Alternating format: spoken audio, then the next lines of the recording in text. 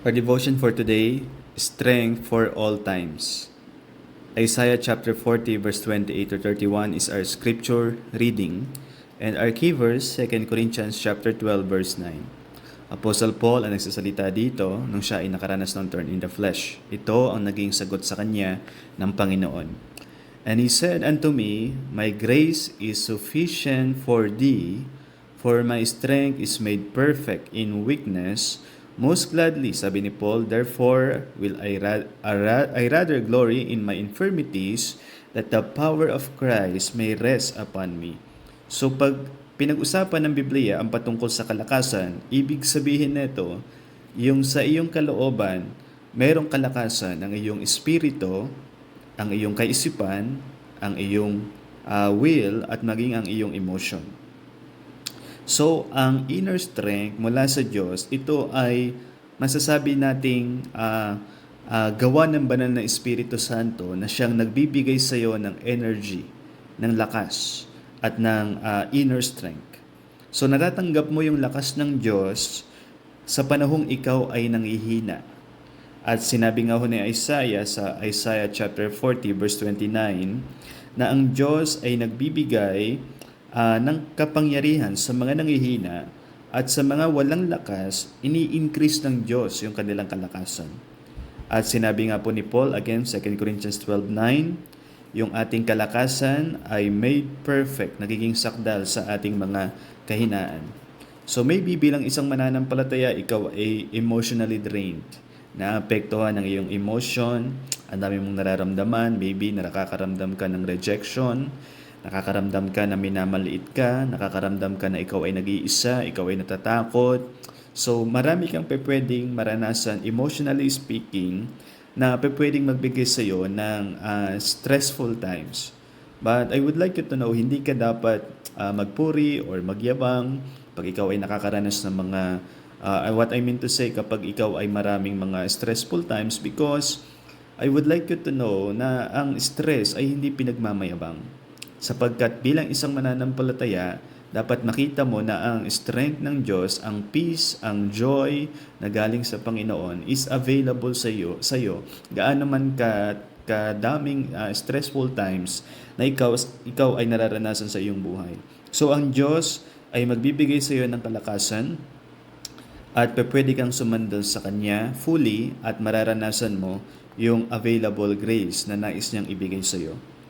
So, natatanggap mo rin or nararanasan mo rin ang lakas ng Diyos pag ikaw ay nagpupuri sa Kanya.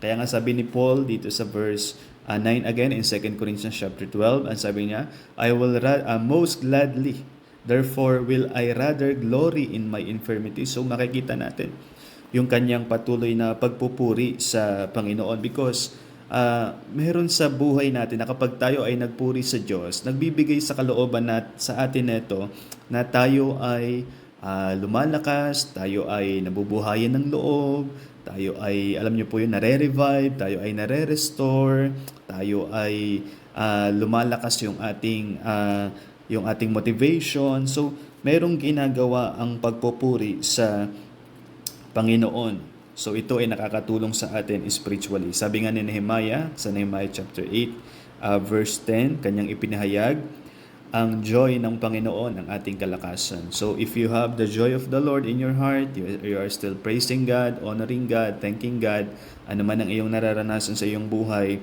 iyon ay nagbibigay sa iyo ng kalakasan. So sa pinaka mahinang moment sa iyong buhay, maaring nararamdaman mo na gusto mo nang mag-give up or gusto mo nang mag-give in sa mga temptation.